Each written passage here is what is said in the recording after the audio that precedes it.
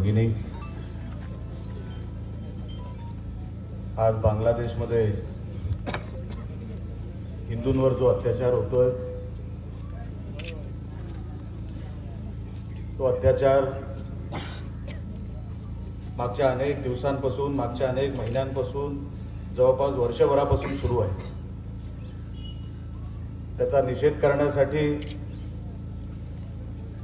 हिंदू समाज एकवटला पाहिजे, त्या कारणासाठी आपण आज इकडे सगळे जमलेलो आहोत। तिकडे जो अत्याचार होतोय हिंदूंवर, हे आपल्याला सांगून देखील खरं वाटणार नाही। आपण सोशल मीडियावर जे काय बघतोय त्याच्या खूप पलीकडे जाऊन तिकडे अत्याचार आपल्या माता भगिनींवर होतोय, आपल्या बंधूंवर होतोय। त्याचा निषेध करण्यासाठी आपण सगळे इकडे जमलेलो आहोत। फक्त निषेध करून होणार नाही, आणि म्हणून आजची सभा आणि आज जे काय मनोगत होईल ते मनामध्ये घेऊन आपल्याला सतर्क राहायचं आहे। कारण का बांगलादेशमध्ये घडलं ते आपल्या देशामध्ये कधीच घडणार नाही असं समजू नका। हीच समज ब्रिटिशरांची होती। आज ब्रिटनमध्ये मोठ्या प्रमाणामध्ये ब्रिटिशरांना घरातून बाहेर काढून मारलं जात आहे, त्यांच्या माता भगिनींचे आबरू लुटल्या जात आहेत। बांगलादेशचा प्रकार याचा जेवढा निषेध करावा तेवढा आहेच, पण ही एक वृत्ती आहे एवढं लक्षात ठेवा। ही वृत्ती आपल्याला कुठेतरी संपवायची आहे। आपण जर हिंदू म्हणून नाही एकवटलो तर येणारं संकट हे आपल्याला लक्षात देखील येणार नाही। आज एवढा मोठा मोर्चा आपण काढला, मी प्रथमच सगळ्या आपल्या हिंदू संघटनांचा मनापासून आभार व्यक्त करतो। त्यांनी हिंदू समाजाला जागवण्यासाठी आजचं जे नियोजन केलं ते अतिशय उत्तम नियोजन आमच्या हिंदू संघटनांनी केलं। मी त्यांचा मनापासून आभार व्यक्त करतो। हे सांगत असताना आपण सगळे जे करतोय ते समाजासाठी करतोय, ते आपल्या धर्मासाठी करतोय एवढं विसरू नका। अनेक लोक आपल्या धर्मासाठी मेलेले आहेत, प्राण गमावलेले आहेत। कशासाठी? आज तुम्ही आम्ही जे भारत देश म्हणतो ना, जे हिंदुस्थान म्हणतो, किती लोकांनी त्याच्यासाठी या भगव्या टोप्या घालून, हे भगवे झेंडे घेऊन खांद्यावर आपल्या या धर्मासाठी बलिदान दिलंय, हे अनेक तरुणांना माहित देखील नसेल। आपण गाफील राहू नका। तिकडे बांगलादेशचा निषेध करत असताना आपण इथे गाफील राहू नका। तुम्हाला काय वाटतंय, बांगलादेश मधले कोण इकडे नाहीयेत? बांगलादेश तिकडचे मुसलमान आपल्या भारत देशात नाहीयेत? ते इथेच जगतायत, ते इथेच खातायत, त्यांची पोरं इथेच शिकतायत, ते इकडेच नोकऱ्या करतायत। आता तुम्ही मला सांगा, हे असे आपल्याकडे राहून आपल्या देशाच्या विरोधात हे जर जाणार असतील तर अशा देशद्रोही लांड्यांना आपल्या या देशामध्ये राहण्याचा अधिकार आहे का नाही, हे एकदा तुम्ही सांगून टाका। हे कधीपर्यंत आपण सहन करणार आहोत? आपण हिंदू सुसंस्कृत आहोत, पण आपल्याला तर छत्रपती शिवाजी महाराजांनी हे शिकवलंय, जसा शत्रू तसा मी। आणि म्हणून रावणाला मारायला रामाला जन्म घ्यावा लागला, आणि कंसाला मारायला कृष्णाला जन्म घ्यावा लागला।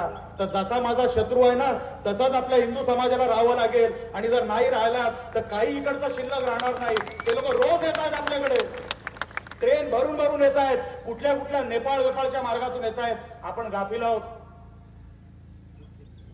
अहो, एका हिंदूच्या मागे जर दोन मुसलमान उभे असतील तर त्यांच्या हातात शस्त्र आहेत। आपल्याकडे काय दांडे आहेत? आपण कोण आहोत? आपण शांती प्रिय लोक।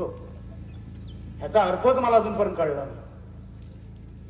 समोर जर कोण अंगावर आला तर त्याला काय अगरबत्ती द्यायची? आता त्याला काहीतरी घडवायचंय म्हणून तो या देशात आलाय। बघा त्या लंडनची परिस्थिती, बघा अनेक देशांची परिस्थिती, जिथे मुसलमान सर्वात जास्त आहेत। आज काय झालं त्या देशांचं? त्यांना त्यांचा कॅलिफेट बसवायचा आहे. तो कॅलिफेट बसवण्यासाठी ही सगळी धडपड आहे. अख्ख्या जगावर त्यांना त्यांचं जे काय धर्म आहे ना तो बसवायचा आहे. अख्ख्या जगावर आपण देश कुठे घेऊन बसलोय? एक बांगलादेश कुठे घेऊन बसलोय, एक लंडन आणि एक ब्रिटन कुठे घेऊन बसलोय? अख्ख्या जगावर त्यांना धर्म बसवायचा आहे. आणि तुम्ही आणि आम्ही फक्त देशावर आपली गल्ली सांभाळू शकत नाही, ते जगावर राज्य करण्याचा विचार करताय. आपण कुठे आहोत? अहो, चारी बाजूने घेरलं हिंदू समाजाला.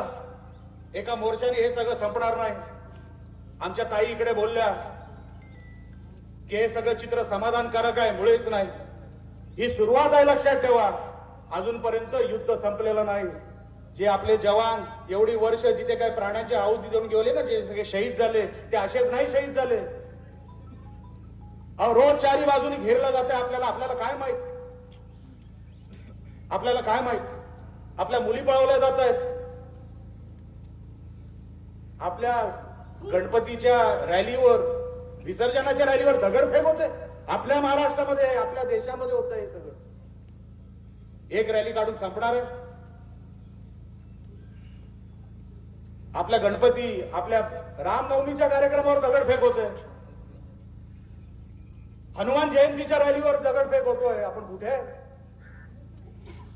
बांगलादेश मधला हिंदू वाचवायचा ना, तो वाचू आपण. नरेंद्र मोदी साहेब आहेत त्याच्यासाठी. पण आपल्या या देशाची वाचवायची जबाबदारी पण आपल्या सगळ्यांवर आहे. गाफील राहू नका असे. अहो, बांगलादेशला आडवा करायला ना आपल्या मोदी साहेबांना 2 दिवस लागणार नाही. 48 तासामध्ये बांगलादेश आडवं करू.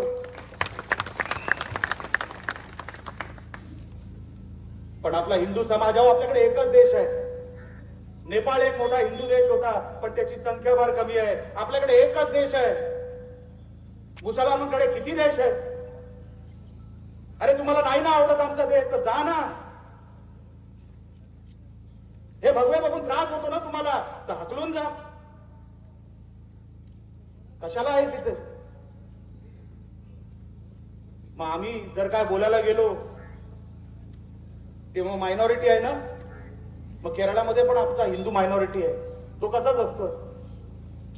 अनेक राज्यांमध्ये आज आपल्या देशामध्ये हिंदू मायनॉरिटी आहे, तो कसा जगतो?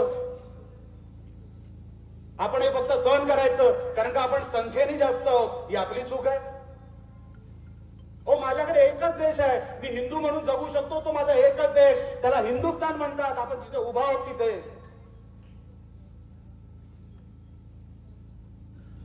बाजूला पाकिस्तान आहे, एका बाजूला बांगलादेश आहे. काय घाणेरडे प्रकार झाले हो. त्या बांगलादेशच्या त्या मुसलमानाने स्वतःच्या पंतप्रधानांबद्दल जे काय केलं ना, माणुसकी असलेली माणसं नाही करू शकत. अहो, ते त्यांचेच झाले नाही तर आपले कधी होणार आहे?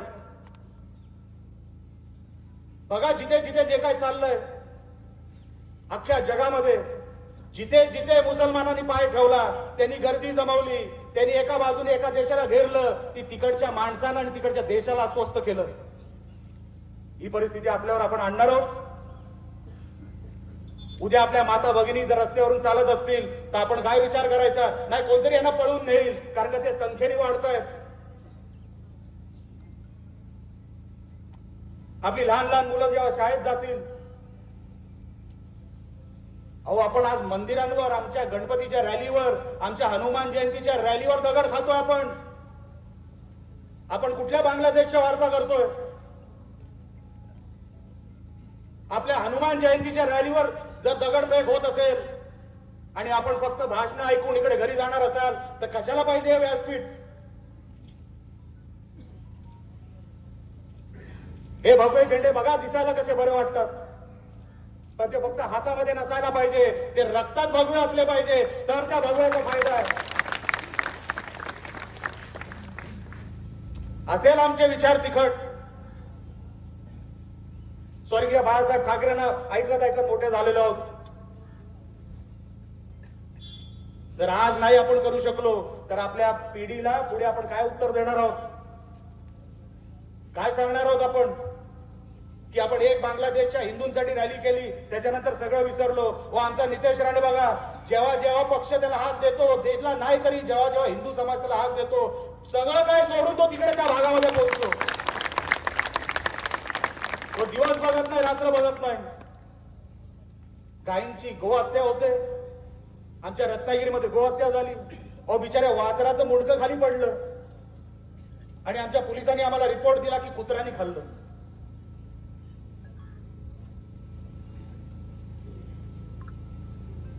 विचार करा. तो दिवस आहे. आम्ही आंदोलन केलं, त्याच्यातल्या 4 लांड्यांना आतमध्ये घातलं. त्याच्यानंतर काय झालं? परत एका महिन्याने ते तसंच झालं. परत एक वासराचं तोंड खाली पडलं, मुंडकं खाली पडलं. अहो हे घाबरत नाहीयेत कोणाला. लक्षात ठेवा, यांना माहिती आहे आपण गर्दीमध्ये फक्त भाषण करणार आणि आपापल्या घरी निघून जाणार आणि संध्याकाळी टीव्ही बघणार आणि सांगणार डार्लिंग हे सगळं काय कसं चाललंय. नाही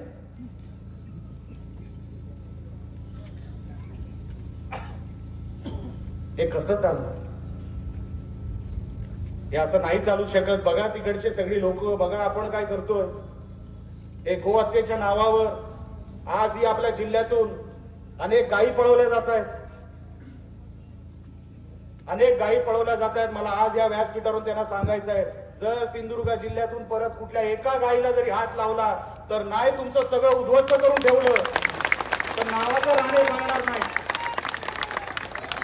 आणि पोलिसांना पण सांगतो, हे नको ते धंदे नको त्या जिल्ह्यांमध्ये करता कामा नये. इकडे आम्ही आहोत, लक्षात ठेवा. बाकी कुठे काय होतं मला माहित नाही, पण या जिल्ह्यामध्ये परत जर कधी गोहत्येसाठी किंवा कधी कुठल्या गायी पळवल्या गेल्या तर तुम्ही पण तेवढेच जबाबदार आहात. तुम्हालाही उत्तर द्यावं लागेल. हे आता सहन करू नका.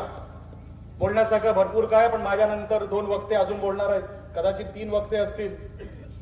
मी आपल्याला हात जोडून विनंती करतो की आज जसे जंगलात उन्हाची पर्वा करू नका.